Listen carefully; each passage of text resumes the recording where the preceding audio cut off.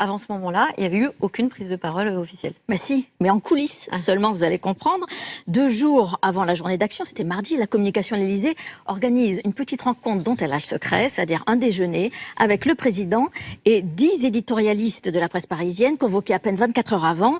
Une rencontre en toute discrétion. Alors on y trouve Guillaume Tabar du Figaro, Dominique Seux de France Inter et des Échos, Françoise Fressos du Monde ou encore Nathalie Saint-Cric de France Télévisions. L'objectif de l'Élysée, c'est qu'Emmanuel Macron, disent-ils, la bonne parole, donne lui-même les éléments de langage aux 10 journalistes les plus influents de la presse parisienne, afin que la parole présidentielle infuse dans l'opinion et pourquoi pas l'influence. Mais il y a une condition de taille à ce déjeuner.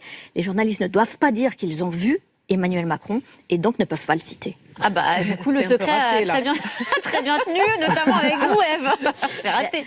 C'est vrai que c'était un secret de polichinelle et dès le lendemain matin, la newsletter politique qui s'appelle Politico dévoile l'existence de ce déjeuner confidentiel. Alors c'est fait avec subtilité. Ils disent, le chef de l'État ne se serait-il pas directement épanché auprès de nos confrères? Ça c'est drôle, le secret est évidemment inventé. 40 000 abonnés lisent cette lettre tous les matins.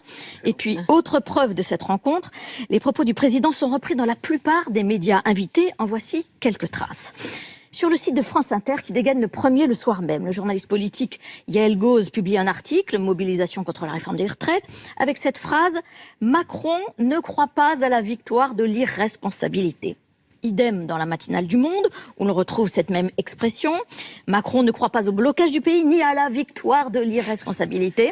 Sur BFM TV, Benjamin Duhamel, présent aussi au déjeuner, utilise un vocabulaire identique. Tiens.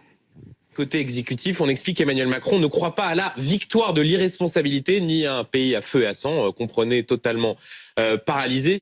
Voilà, victoire de l'irresponsabilité. Et parmi tout ça, les journalistes arrivent quand même à ne pas citer directement Emmanuel Macron.